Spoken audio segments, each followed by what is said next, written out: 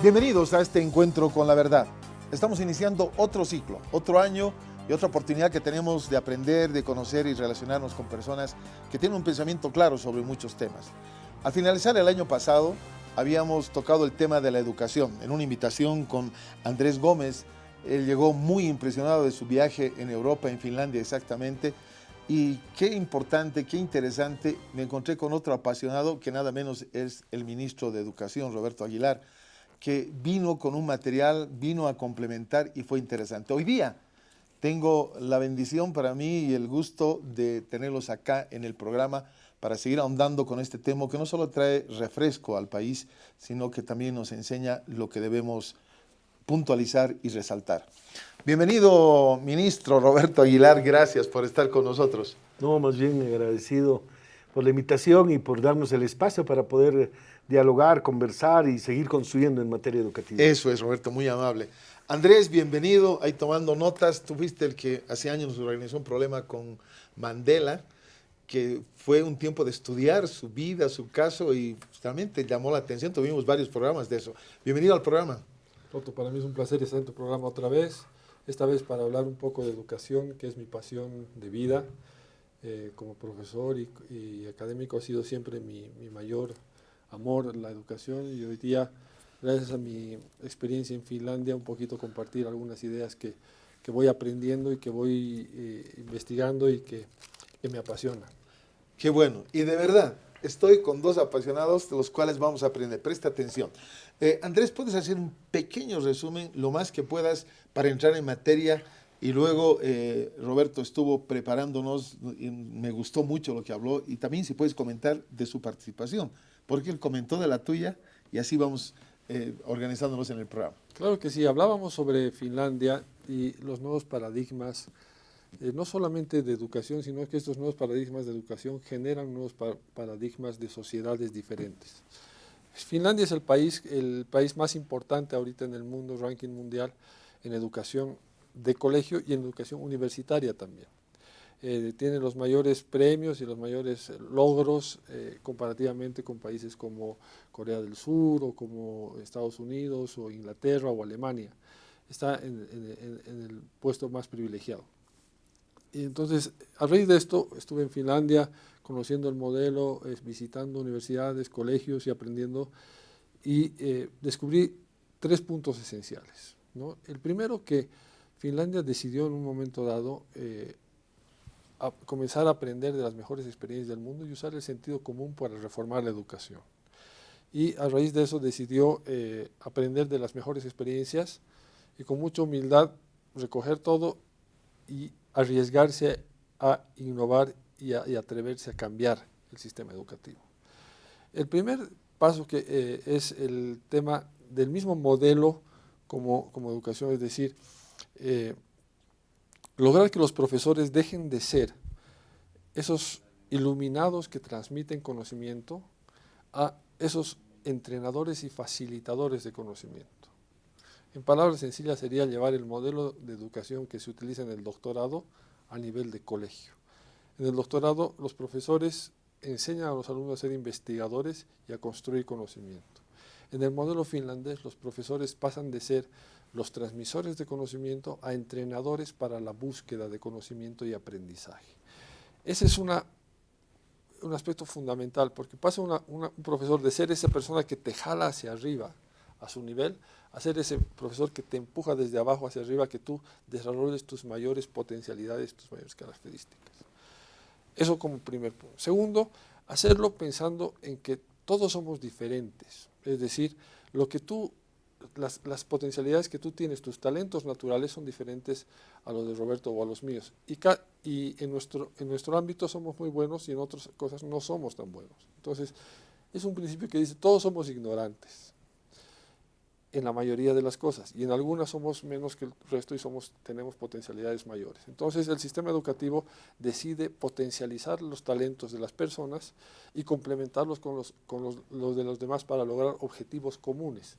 Es decir, que ya no se pone a todos en el mismo saco, no se los pone a todos en el mismo nivel, y le obliga a todo el mundo que haga lo mismo y que pase sobre las mismas cosas y que se estandarice la educación. Es decir, ha pasado de estandarizar la educación a generar una educación con creatividad, con adaptabilidad e imaginación. Ese es el gran punto fundamental del cambio educativo en Finlandia. Dicen, los alumnos ya no pasan exámenes, por ejemplo. Ya no están horas en el aula y después pasan un ratito de recreo. Tienen una materia, recreo, materia, recreo. Eso genera la capacidad de concentración y de aprovechamiento del alumno. Tiene más recreos y también y las horas en las que está en el aula son horas mucho más productivas y mucho más importantes. Además, las horas que están trabajando, trabajan en equipo, es decir, se van complementando. Y se crea una cultura en la que somos conscientes desde niños que lo que yo tengo es valioso, pero es más valioso con el aporte de lo que él tiene y con el aporte que tú tienes. Y esa conciencia desde niños de que lo que tú tienes y yo tengo y juntos somos más fuertes y más poderosos, ya se convierte en una cultura, en una forma de entender el mundo. Es decir, que yo solo valgo 1, pero contigo y con todos valemos 1000. Entonces, cuando tú lo aplicas eso como modelo de educación para entender y afrontar los problemas de investigación y de aprendizaje, entiendes que desarrollas más tus potenciales y aprendes mucho más con los demás. Cuando esos niños que han aprendido y han crecido así se convierten en adultos, su conciencia de la sociedad y la necesidad de la sociedad y la importancia de su rol en la sociedad es diferente al que conocemos hoy día. En el mundo del consumismo, en el mundo más liberal, más salvaje si tú quieres, están los winners y losers.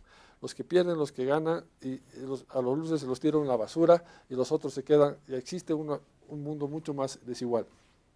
El modelo que está generando el modelo educativo finlandés es un modelo más igualitario, ¿no? Es un modelo más justo y al mismo tiempo es un modelo más libre porque desarrolla las potencialidades individuales sumadas a las colectivas. Entonces, no dice lo individual es lo primero sobre lo colectivo es lo primero sobre lo individual. Saca los potenciales y aprende de la historia de las dos mejores cosas y construye un mundo mejor. Es más o menos como pensar que el comunismo y el liberalismo son dos cosas, una o la otra. No, son complementarias aprendiendo de las cosas de un lado y del otro. Ese es un poquito el modelo finlandés. Qué bueno, y quiero pedirte, Roberto, que pudieras remarcar, has dado tanta información en la última entrevista sobre lo que pasó con los profesores, qué pasó con los interinos. Bueno, hay una cantidad de información, pero yo te dejo la libertad, porque eso me llamó la atención. No es muy conocido generalmente. Lo que más se conoce de educación es si hay huelga o no hay huelga y cómo van las inscripciones, que es una barbaridad, ¿verdad? Por favor, tienes la palabra. Sí, Andrés, un gusto, un saludo, y Toto igualmente a todo el equipo del canal. Uno de los temas, y muy buenas noches a todos, buenos días.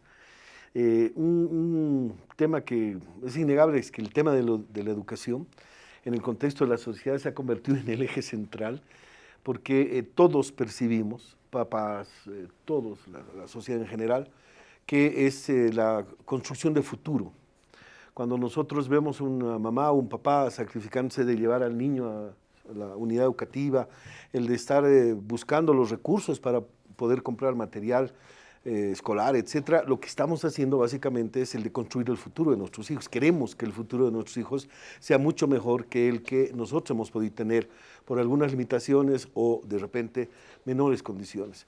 Esto traducido a nivel de la sociedad obviamente hace que la educación potencie su capacidad transformadora de la sociedad y de construcción de un nuevo tipo de sociedad. Y hablamos del modelo educativo de la educación en general, pero ya comenzamos a ver los detalles, y ahí es donde viene lo complejo.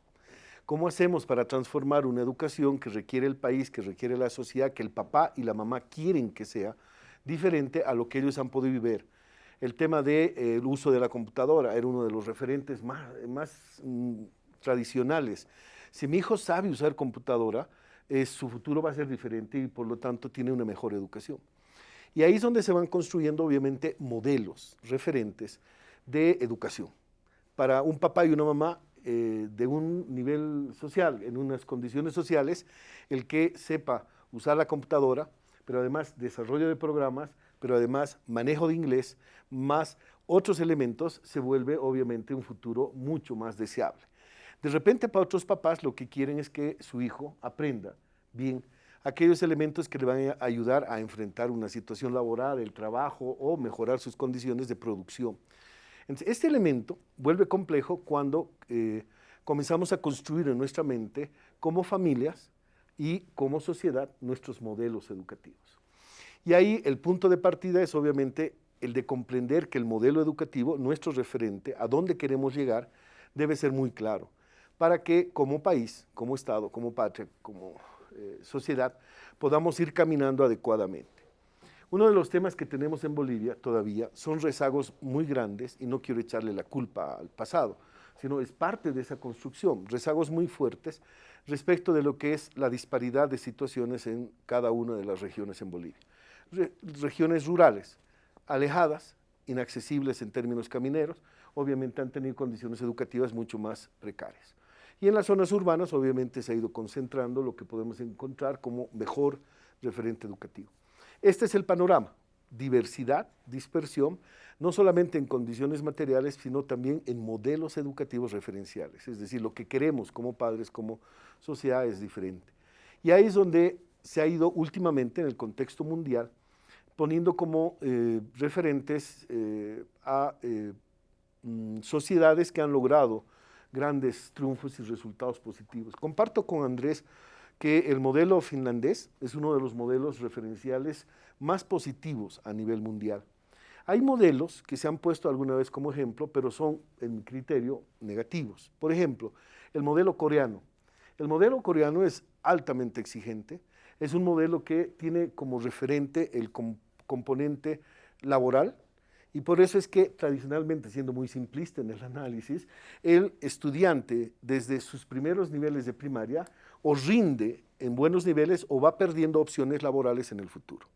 Es decir, si su nota es menos de 100, ya tiene menos opción laboral para cuando ya sea profesional. Y así sucesivamente, lo que ha llevado a que en Corea el nivel de índice de suicidio educativo es muy alto, altísimo. Es uno de los niveles de suicidio educativo más grandes del mundo, pero tiene un nivel de desarrollo educativo para su sociedad alto. Finlandia tiene un poco el componente diferente, ¿no? Es más de felicidad, más de alegría, más de compartir, etc. Y eso es interesante y obviamente se ha trabajado mucho. Pero en Bolivia, ¿qué es lo que se está haciendo? Lo primero que hemos planteado, y en eso de repente hay elementos que coincidimos con Andrés en el planteamiento general del modelo finlandés. Lo que necesitamos primero es generar un proceso de estandarización, es decir, un proceso en donde lo que se enseñe en una unidad educativa alejada sea lo mismo que se enseñe en la ciudad. Porque si mantenemos esa disparidad, lo único que va a suceder es que el contexto educativo va a seguir siendo obviamente rezagado o con una calidad no aceptada por la sociedad ni por la familia. Y este es uno de los temas que ha llevado a grandes desafíos. Y tratando de resumir, frente a toda esta problemática, diversidad, necesidad de modelo educativo referencial, satisfacción del papá y de la mamá, de la sociedad sobre el tipo de educación que recibe su hijo, y ahí es donde viene cómo hacemos para alcanzar esos referentes. Lo primero, crear las condiciones. ¿Cuáles condiciones son las necesarias? Primero, el de tener las condiciones materiales. De repente es lo más complejo, aunque se ha avanzado mucho. Voy a tocar solamente los elementos referenciales generales para no tratar de hacer publicidad o propaganda en un contexto analítico. Pero se ha transformado mucho el contexto de infraestructura educativa en el país. Se ha avanzado mucho en la dotación de equipamientos. Se está diseñando una estrategia de entrega de laboratorios, bibliotecas a todos los secundarios en primera instancia, y de eso generar una igualdad en condiciones materiales que sean lo más cercanas posibles entre todas las regiones.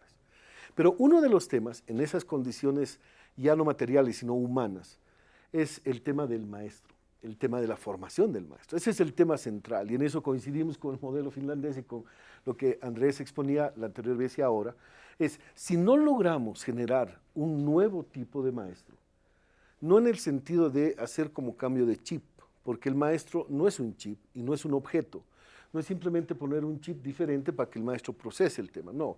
Somos seres humanos, nuestros maestros son seres humanos y hay muy buenos maestros, hay excelentes maestros, hay maestros que se actualizan todos los días o maestros que no están leyendo durante algún tiempo un texto base.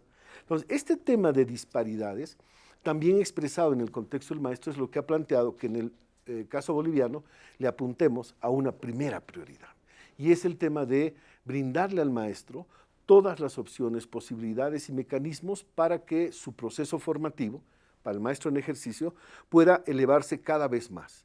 Y para el nuevo maestro que está formando, para el futuro maestro, que tenga nuevas condiciones en el proceso de formación. Primer desafío, primera definición de lo que queremos en el contexto boliviano ha sido el de transformar la formación de maestros. Y ahí es donde hemos trabajado con fuerza el tema de los problemas, porque eso siempre son las deficiencias.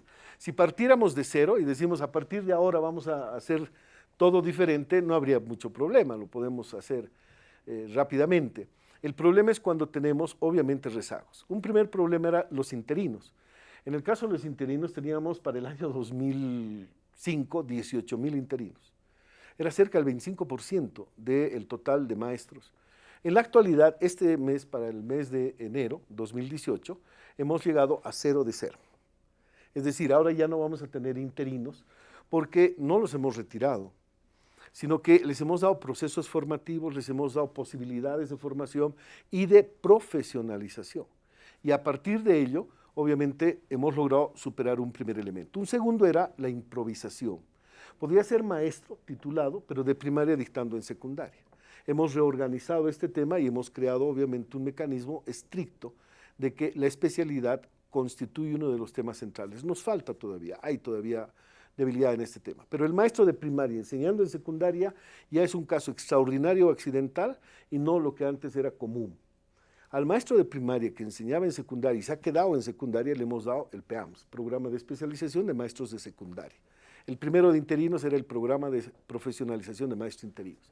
Y tercero, el nivel de avance y jerarquización de la profesión ha sido el de pasar de 3 años de formación a nivel de técnico superior a un nivel de 5 años de formación con nivel de licenciatura, a través del programa de formación complementaria.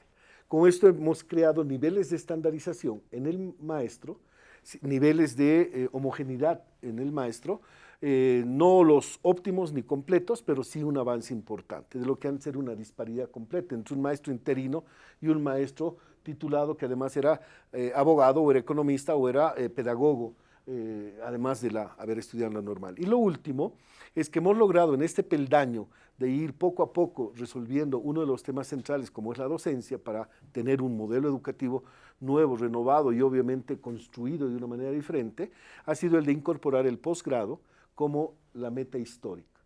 Y el tema del posgrado está dirigido a que un maestro ha pasado en su escuela de formación de maestros, lo que antes eran las normales, 5 años, ha obtenido su licenciatura en el magisterio, en primaria y secundaria inicial, porque ahora ya se diferencian muy bien, e inmediatamente va a tener la opción, ya tenemos 4,000 que han terminado maestrías, pero queremos que sean miles, y es en el objetivo histórico todos, que pasen 2 años de formación posgradual en su área de especialidad, en matemáticas, en física, química, en biología, geografía, en aquello que lo va a equiparar en términos generales, en términos de la docencia, con un profesional universitario.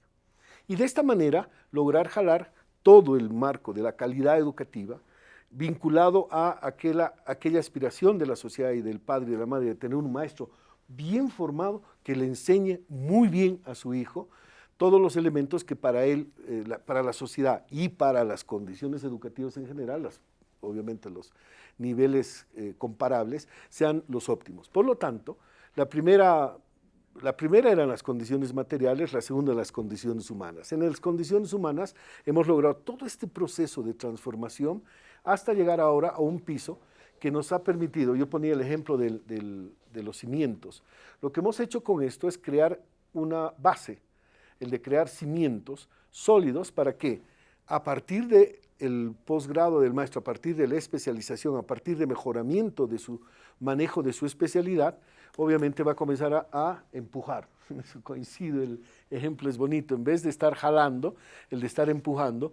Y nosotros en el enfoque que hicimos del modelo sociocomunitario productivo poníamos un ejemplo. Antes la idea venía el que todos jalaban una pita pero para su lado. Los papás con su referente, los profesores hacia sus reivindicaciones, las autoridades hacia su propio enfoque, el estudiante jalando para su propio lado. Y de pronto lo que encontramos es que en vez de cada uno jalar las pititas para su lado, hemos comenzado a encontrar que empujando todos de manera conjunta podemos tener resultados mucho más favorables. Objetivo concreto, y ahí termino esta mi parte, es lograr jalar el nivel de la formación del maestro al nivel más alto, que pueda ser reconocido, valorado y obviamente estar en los niveles de exigencia a nivel internacional para un maestro de esa especialidad.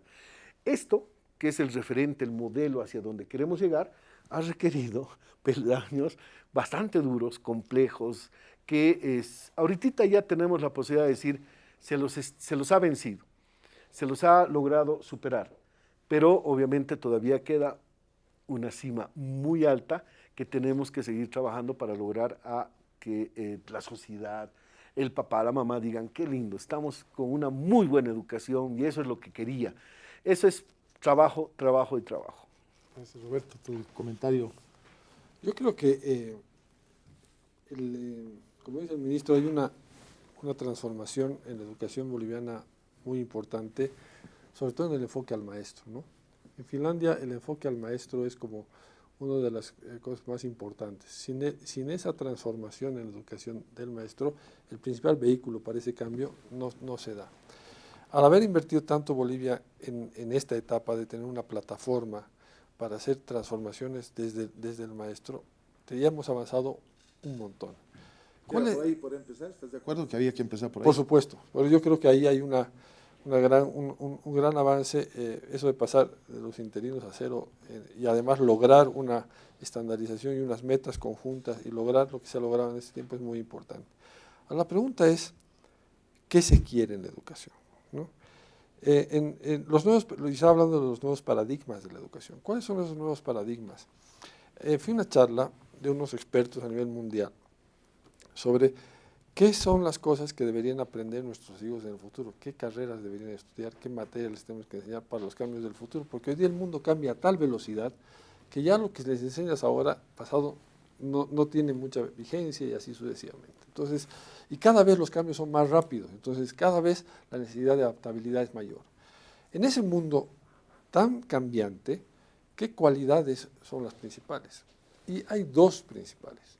La principal respuesta de esa charla decía, la verdad que el mundo cambia, que lo que tenemos que enseñarles en realidad no sabemos, porque es tan rápido que decir ahorita lo que sé que se va a necesitar pasado mañana o de aquí a 10 y a 20 años es absolutamente futurístico y un poco soberbio.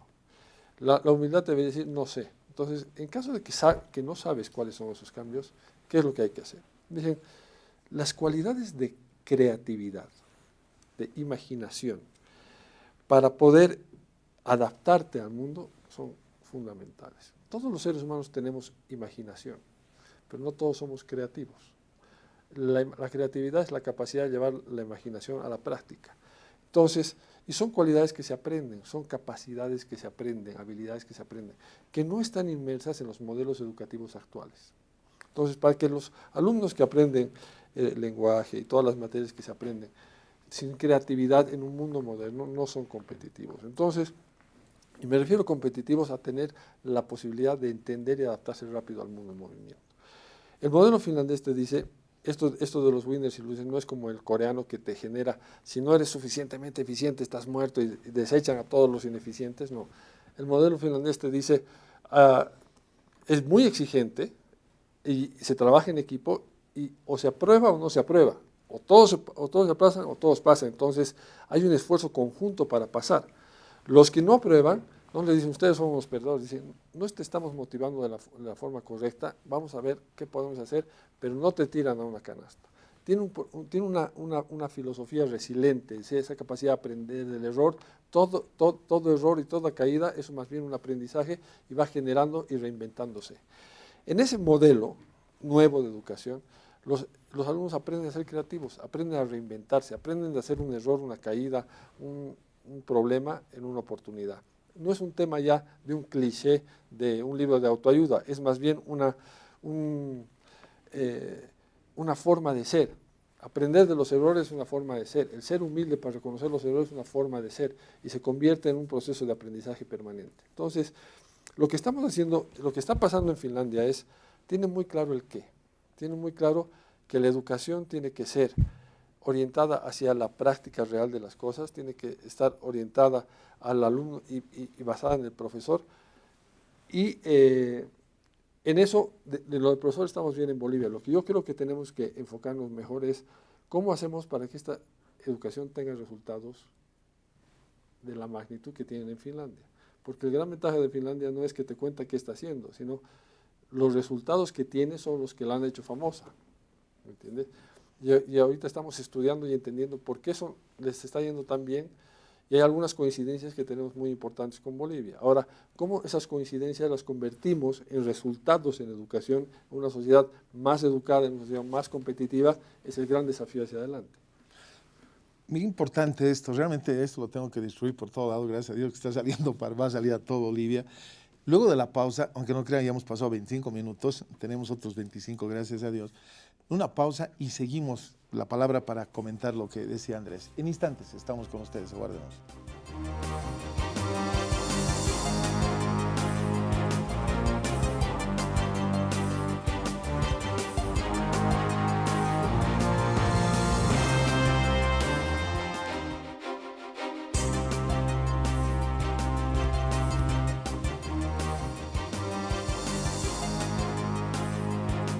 Segunda parte, no digo más, está nuestro ministro en este diálogo con Andrés. Sí, Toto, Andrés, lo que se planteaba básicamente en torno al referente, en torno a esa pregunta, ¿qué se quiere de la educación? Uno de los temas que he aprendido es que lo que decía al principio, ¿qué se quiere de la educación? Tiene respuestas casi infinitas cuando lo preguntamos en diferentes niveles. Lo que tenemos que tener como Estado, como sociedad, es la capacidad de construir un referente genérico, general, que nos permita responder con rapidez y de manera uniforme a qué se quiere de la educación en Bolivia. Y obviamente la pregunta o la respuesta más rápida es: queremos una educación de calidad. Eso es lo común, eso es lo que normalmente escuchamos. Y ahí viene el debate: ¿y qué es una educación de calidad? Y viene el debate sobre, ¿es mirar a Finlandia? ¿O es a mirar a Corea, o es mirar a Estados Unidos, o cualquier otro de los países referenciales? Y en un elemento que es importante tomar en cuenta es, no vamos a inventar la pólvora sobre temas educativos, sobre metodología, sobre elementos generales que la historia de la humanidad ha ido construyendo y la historia de la pedagogía igual lo ha ido mostrando. Pero sí donde va a venir la diferencia es en lo que van a ser las condiciones reales en las cuales se va a generar esa transformación de la educación y se va a lograr definir la mirada hacia el futuro. Por ello es que hay dos posibilidades cuando le preguntamos a un papá o a una mamá o a la sociedad qué es lo que quiere de la educación y qué es lo que considera como una educación de calidad.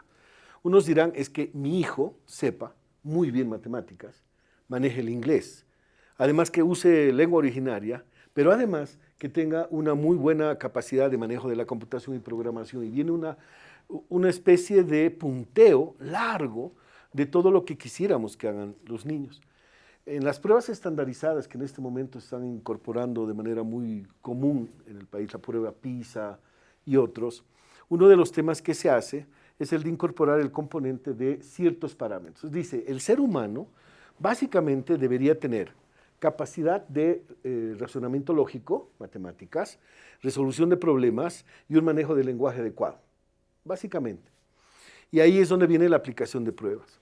Lo que nosotros hemos planteado en el modelo educativo es que no desechamos, al contrario, fortalecemos lo que pueden ser ciertas áreas de conocimiento y ciertas fortalezas en los estudiantes. Pero lo primero que debería tener nuestro estudiante a través de la educación, para tener una educación de calidad, es una capacidad de comprensión de su propia realidad. Porque si no va a construir un referente de calidad educativa que está mirado hacia el exterior o hacia otra realidad. Lo primero es comprender el contexto en el cual se desarrolla. Un segundo elemento es que tenga la capacidad de acceder a la información, buscar la información, indagar sobre la información, por más que sea básica, un libro, un folleto, buscar en internet, buscar en múltiples buscadores ahora que están disponibles. Esta capacidad es lo que la educación le tiene que transmitir al estudiante. Es decir, no solamente decirle, esto es de matemáticas y vas a aprender esto y que lo aprenda muy bien, sino que tenga la capacidad de buscar la información para matemáticas, biología, para el lenguaje. El segundo tema está en que su capacidad de búsqueda de información debe estar traducida en un proceso de procesamiento de esa información, es decir, comprender el procesamiento. Eso le lleva a desarrollar una capacidad reflexiva. Inmediatamente el siguiente paso para nosotros es el de que desarrolle una capacidad analítica, que tenga capacidad de análisis. Y al final de todo este proceso, con esta comprensión de la realidad, con la capacidad de buscar información y acceder al conocimiento, investigación, con la capacidad de reflexionar y analizar, tenga la capacidad de crear, de producir, de elaborar. Esto lo vinculó a lo siguiente. Cuando nosotros vemos un libro de matemáticas, de álgebra, a la persona que nunca llevaba álgebra, le entregamos el libro y es chino.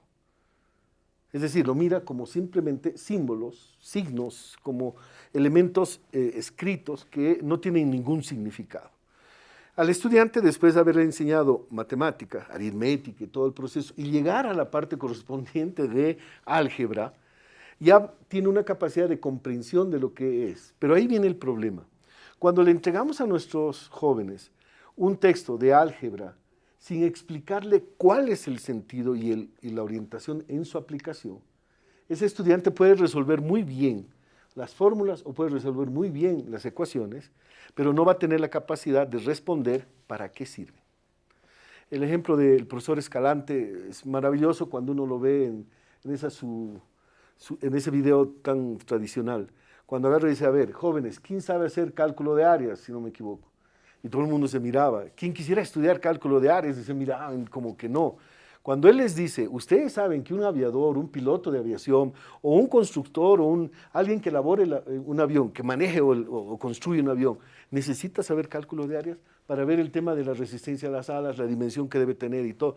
Y les comienza a mostrar cuál es la utilidad, comienza a dinamizar en ellos esos otros procesos que son importantes. Por lo tanto, yo quiero concluir esta parte diciendo, el tema de la calidad educativa no es el de llenarles conocimiento. Eso estamos y coincidimos con Andrés en el tema de que Finlandia es un buen ejemplo de cómo se ha roto con eso.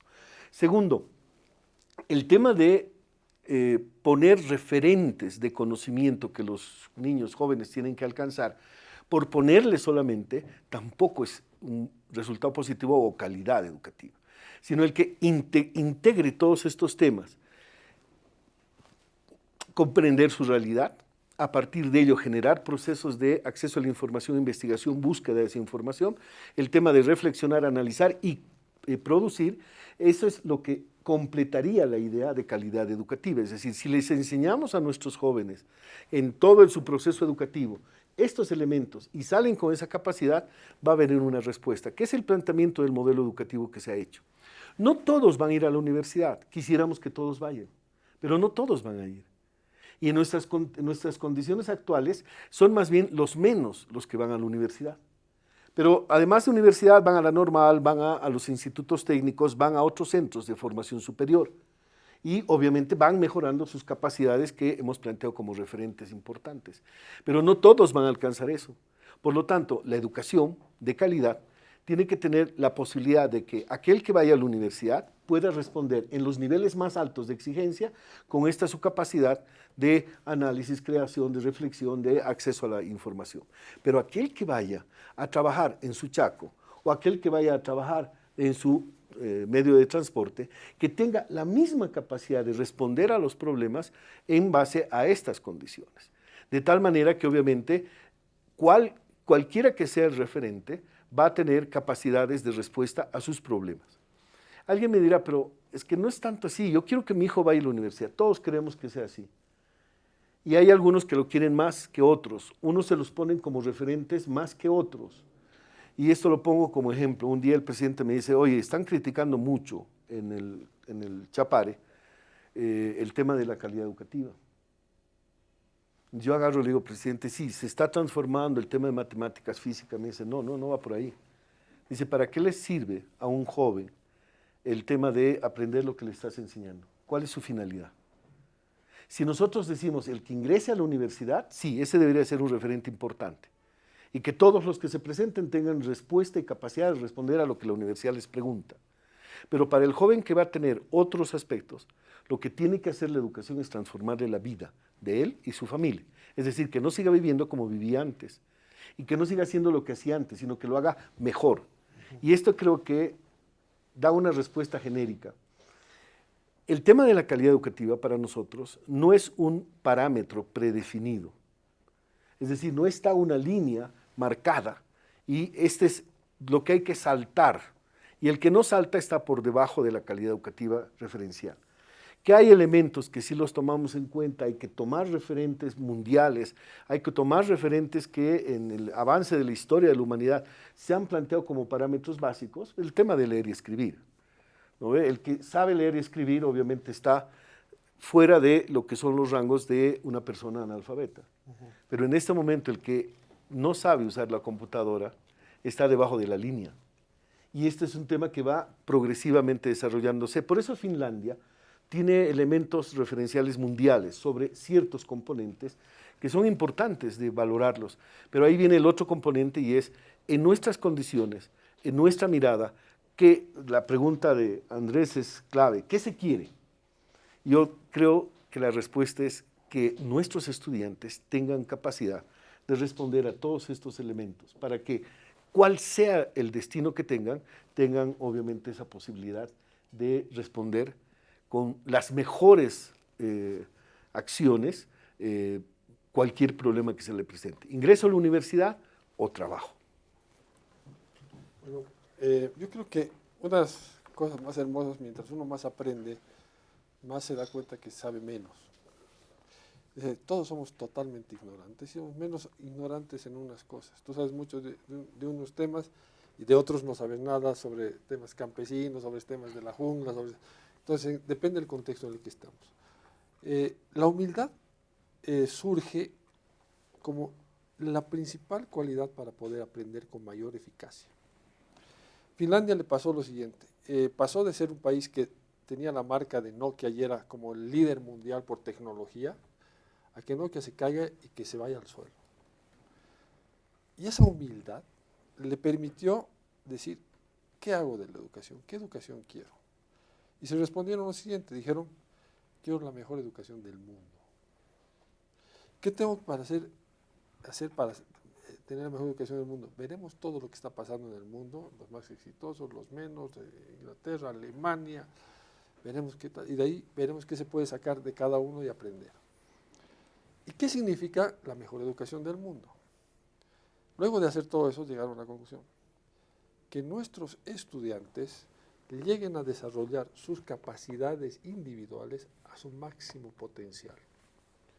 En la educación clásica se predefinían algunas cualidades que todos tenían que tener, lenguajes, sociales, matemáticas, tal, y se definían mínimos estándares de conocimiento para eso, y que todos tienen que tener eso, y sin eso, y ponían a todos en el mismo saco, y así se hace un bruto por materias, tenías que tener este nivel de matemáticas, y sin nota, y cálculo, y tal. En el nuevo paradigma de la educación, no es tan así. Hay un básico, muy bajo, y el desarrollo de las capacidades, porque el mundo cambia tanto que la necesidad de adaptabilidad que tú tienes que tener son muy grandes. Por lo tanto, las capacidades de conocimientos, de creatividad y de adaptabilidad son muy importantes. Entonces, ¿en qué consiste? ¿Qué educación quiero? Quiero la educación que me desarrolle mis capacidades individuales a mi máximo potencial, que combinadas con las capacidades individuales de los demás, me genere una competitividad increíble. Por lo tanto, yo como individuo solo en este mundo no valgo tanto, pero con todos los demás y mis capacidades sumadas a los demás, soy mucho más potencial. Yo entendiendo eso, sabiendo eso, me voy a adaptar y me voy a organizar para ser más competitivo. Cuando entienden eso como principio de la educación, de qué quiero, construyen el modelo educativo para eso. Y ahí es que dicen, los profesores no tienen que ser los que les transmitan conocimiento a los alumnos, sino los que los entrenen para ser grandes investigadores, para ser grandes creativos, para ser grandes gente que se puedan adaptar al mundo en movimiento. Entonces, comienzan a generar estos facilitadores de conocimiento. El profesor pasa de ser de transmisor de conocimiento a facilitador de conocimiento. Y gracias a las tecnologías que existen hoy día en el mundo, eso es muy fácil. Antes tú tenías que saber cuántas capitales, cuál país tiene el mundo, y qué país y qué capital es tal. Ahora no necesitas, pones clic y ya sabes. La necesidad de tu memoria no es tan vital para tu competitividad como era antes, porque tienes esta herramienta en tu mano en la mayoría de los seres humanos educados en el mundo hoy día. Entonces, ¿qué necesitas? Saber cómo se utiliza esto, cómo maximizar tu capacidad de utilización sin distraerte en todas las distracciones absolutamente estériles que existen, para hacerlo más contundente, para desarrollar tus capacidades individuales a tu máxima expresión. Esas son las grandes preguntas de la educación de los nuevos paradigmas, es decir, ¿cómo logramos eso? Yo no digo que hay que ir y copiarlo de Finlandia, yo creo que nadie tiene que ir. ¿Cómo aprendemos? Para no estar aprendiendo igual que todos los demás a la misma velocidad, rescatando las mejores experiencias de aquí y de allá, para saber qué tenemos que hacer para hacer los cambios más rápido. Bolivia tiene grandes ventajas. La primera, que somos un país joven, y es decir, que la mayoría de nuestra población es joven, y cuando hacemos una transformación educativa, los cambios se ven en 10 años. La segunda es que estamos en un momento en el mundo que antes tú tenías que transformar un ejército de profesores, transmitirles conocimiento, que pasen un proceso de aprendizaje y que después transmitan ese conocimiento a los demás. Una revolución educativa se hacía en 2 o 3 generaciones. En el mundo de hoy, con el conocimiento aquí, ya no necesitas ese tiempo, la transformación es mucho más rápida. Con esta inversión que ha hecho el gobierno y el país en este momento en este capital humano de profesores y este ejército de transformadores de la sociedad, con las cualidades de volverlos entrenadores de conocimiento para facilitadores de conocimiento, el cambio es realmente rápido, el cambio es realmente importante. Por eso, mirar a Finlandia y mirar a las experiencias exitosas ahorita en el mundo es muy importante. Países como Europa, Estados Unidos, lo tienen mucho más difícil. ¿Por qué? Porque como han crecido en el siglo XX competitivamente, se han armado con eso, sacarse su chaleco tradicional es muy difícil, es mucho más lento. Lo pueden hacer parcialmente en una partecita, en otra, pero estructuralmente es mucho más lento.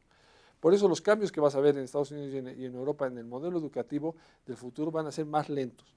Países como Finlandia, Dinamarca, que son mucho más, yo le llamo humildes, de que no que creen que saben todos y más bien deciden aprender, hacen cambios, transformaciones inmediatas y rápidas. Esa es la gran ventaja que tenemos como Bolivia. Somos un país humilde y somos un país humilde en el sentido de la virtud, no de menospreciarnos, digamos, ¿no? Y somos un país con una capacidad de adaptabilidad muy importante. Esas son las grandes cualidades y yo creo que lo que se está haciendo es muy importante porque la apuesta por los maestros es clave para esa transformación. Un elemento que creo que es importante es el de tomar como referente cómo el maestro formado en el curso de Profocom, por ejemplo, que se hizo, no se le fue a dar conocimientos, sino se le fue a dar metodologías. Y esa es la clave, creo que más importante. Ahora no le estamos dando al maestro procesos que estén vinculados a un acúmulo de conocimientos. Tiene que, obviamente, tener conocimientos, pero los tiene que investigar. La base de todo, en eso coincidimos, es el tema de la investigación, la búsqueda de esa información y ese conocimiento a través de la investigación. Si no se hace eso, obviamente va a haber problemas complejos. La presidenta de la Sociedad de Inventoras, si no me equivoco, un día nos mostró un enfoque metodológico bellísimo. El tema de agarrar una urna de agua, en la Feria del Libro lo expuso, para los nuevos enfoques metodológicos del maestro y hacia dónde deberíamos ir. Y en la urna de agua agarró una uva y agarró una sandía. Y dice, a ver niños, ¿ustedes cuál creen que va a flotar? Y les planteó una hipótesis. Y los niños comienzan a construir su hipótesis frente a un problema, y es cuál flota y cuál se hunde.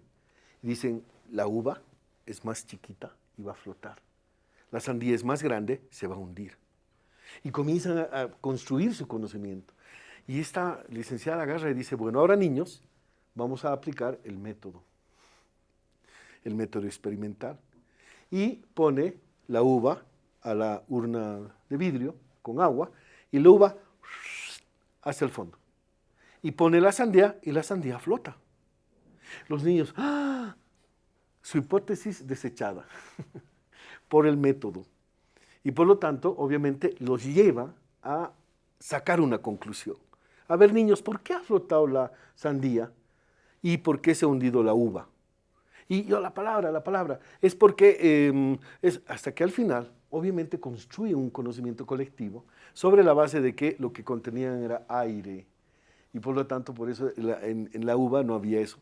Conclusión, lo que ahora planteamos al maestro no es solamente haber resuelto lo de interino, haber resuelto de su especialidad, mejorarlo en sus temas, sino que sus enfoques metodológicos, y en eso coincidimos, sus enfoques metodológicos busquen el de hacer que no les transmita conocimiento, sino que les transmita la inquietud por descubrir el conocimiento.